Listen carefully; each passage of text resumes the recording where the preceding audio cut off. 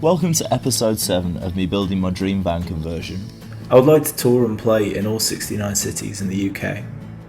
So I bought this really cheap battered transit van, and I'm going to turn it from a messy work van into a living space that's heated and comfortable.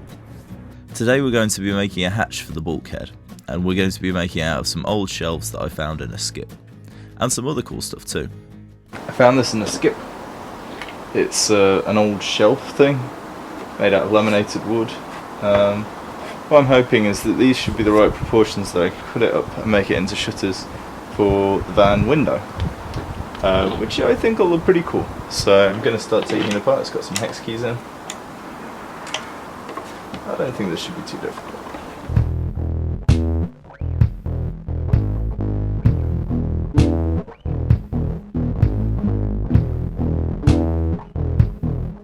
The next job would be to cut these wooden panels up into strips, and then we could reassemble them in the correct dimensions for the door. I decided to cut them along the lines that the original laminate had been glued by, and in that way it would look more natural. I also decided to make it a little bit thinner for weight purposes. Less mass, more mileage, if you get me.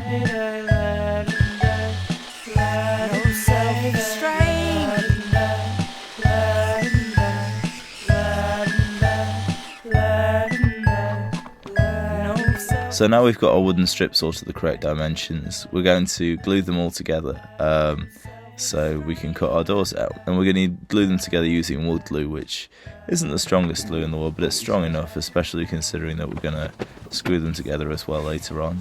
So it's going to be extra strong. And we've got an extra big clamp as well to hold it down, which is very handy to have. It's about once a year at times like this that I go, thank goodness I have a giant metal clamp. This is one that I did earlier as a test, and yeah, seems to be going pretty well. So this is all now bonded to there. I'm going to make 2 of these strips to go across and screw them down.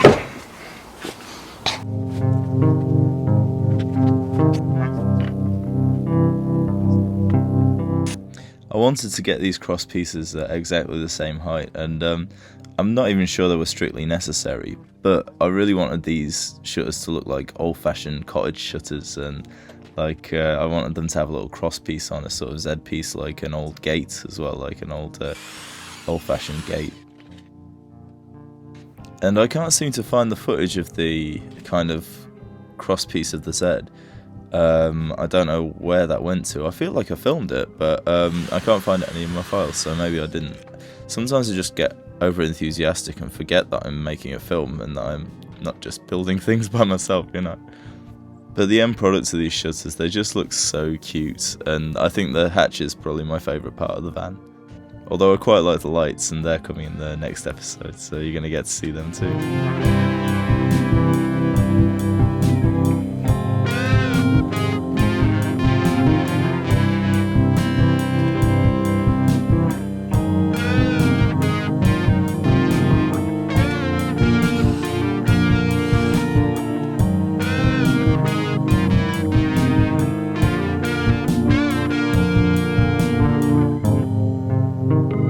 These are just normal brass screws, there's nothing particularly exciting about them. I just couldn't quite trust glue to hold the door together, and I also like being able to take things apart again, so I like threaded fasteners. I know that lots of people don't. There's a kind of thing against threaded fasteners, but if you're trying to take things apart again, they can be quite useful.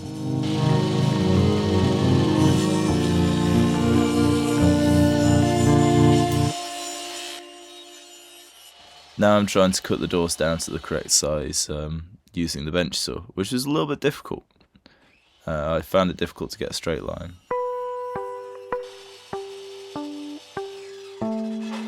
Okay, so that wasn't terribly effective. Got a wonky line.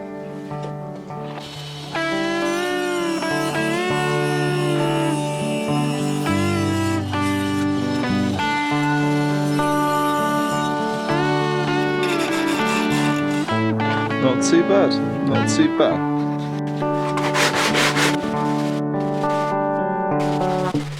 This sanding takes about 10 seconds in the video, but in real life it was horrific and made my arms ache and drove me slightly insane, probably about 62%. So what I'm doing now is I'm positioning the doors, but I'm putting a bit of sort of thick card in the bottom and top of them to make sure that they're kind of equidistant from the top and bottom, and yeah, just to make sure there's a little bit of a gap, because you need a gap to let them swing freely and not catch on things, and they need the personal space, these doors. They're quite a quiet pair. And they like to swing freely too. Scandalous.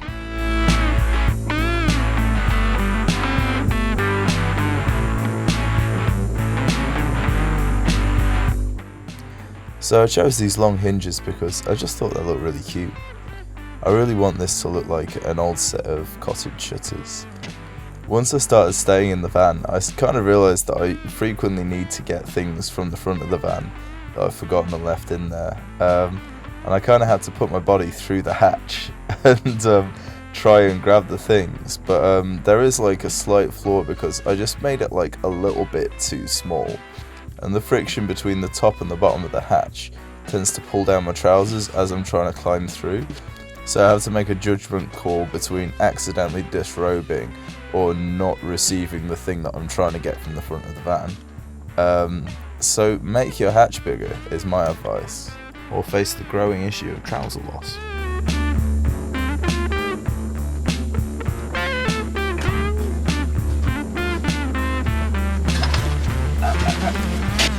So I got some Victorian sash window catchers from a house on my street, and I kind of cleaned them up a little bit, and I put one of them on the hatch, and it looks so cute.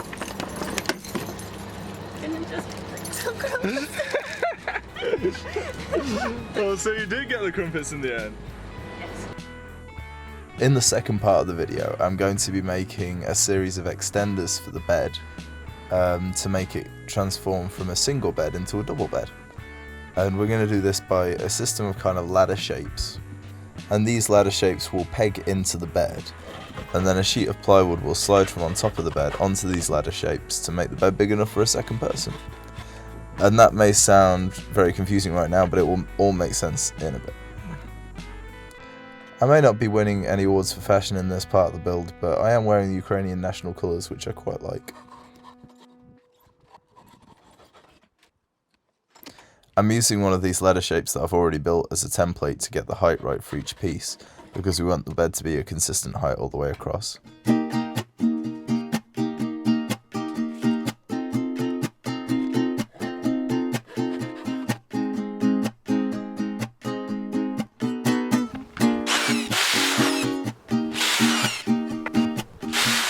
So the way we're going to attach all this together is to put a screw through each piece until the tip of the screw is like poking out.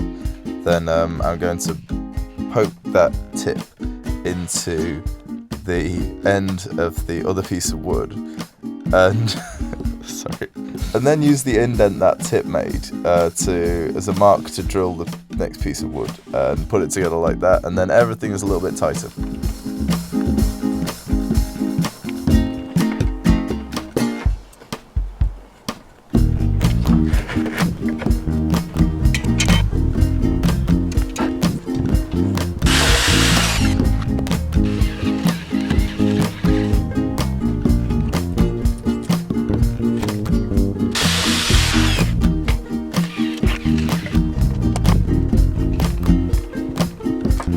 So I made this recently and I forgot to film it. This is the bed frame pieces for the extending bed, which is just on top just here. I'll have to give you a demo of that at some point.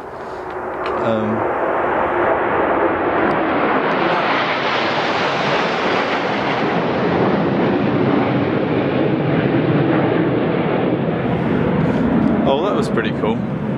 So yeah, extending bed. And I made this bracket. This was out of an old IKEA letter rack that somebody left for collection, like to give away outside somebody's house. And it was just sat there and it was free, so I took it and I made a bed frame stand out of it. And here's the little pegs that peg the bed in. Got their own little thing there. So these uprights that I'm making here, these are going to screw into the bed, and they're going to be there to support the ladder shapes with these metal pegs that are made of welding rod. And yeah, hopefully once they're all screwed and secured, there will be prime pegging material. Got another one over here.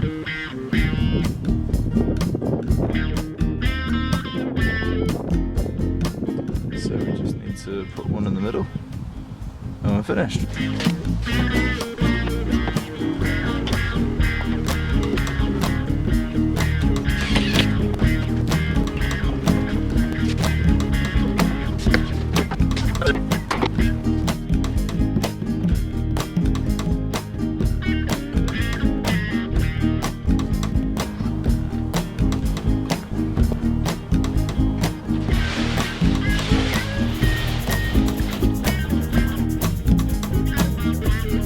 I'm super happy with how the bed is working here.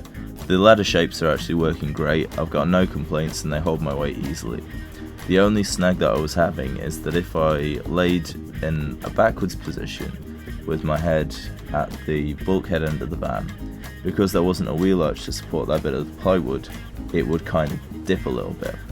And because of this, I decided to get two ladder shapes and hinge them, so there will be a second ladder shape going the other way. And hopefully this will provide enough security to hold like a reasonably weighty person.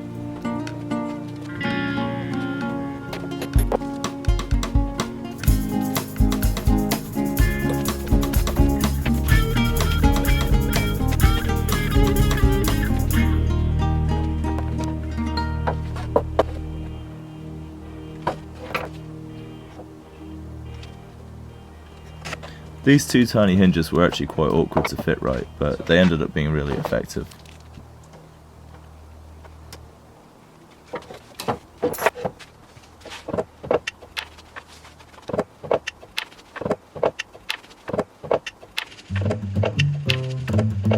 If you wanna make a bed, funky bed for your van. If you can, you're a bad man, you could be a bed man. Pick up your sauce so you can even the score. All the best I'm saying, make beds, not war. Make beds, not war. Make beds, not war. Make beds, not war. Make beds, not war.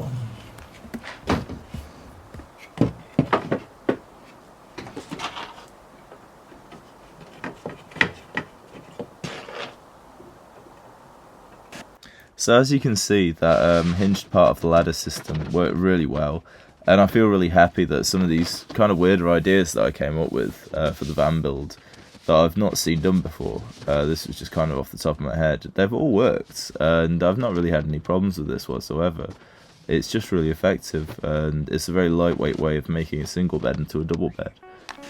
Now I absolutely love this bit. I get to tick off my van list, another thing that I finished. So that's it from me in another episode of my van builds. So goodbye from me and goodbye from Molly the van. We'll be seeing you very shortly with another instalment. Very soon the first episode of 69 Cities, my travel series, is going to be coming out, so please keep an eye out for that. Also, if you want to support what I'm doing, I have a Patreon where you can sign up and you can support me for just £1 a month and get loads of extra free content. I know not everybody has money at the minute, but some of you do, and if you do, and you fancy giving some, I'd really appreciate it because it will help me make more of the kind of crazy interesting content that I have in my head and that I'd love to bring to you on YouTube. Just a massive thank you to everybody who's watching. I really appreciate you, and I appreciate the fact that you support my art in any way through watching it. If you're prepared to support the Patreon or the GoFundMe or anything like that, it's just really cool. You're incredible people, and thank you for being there. I will see you next time.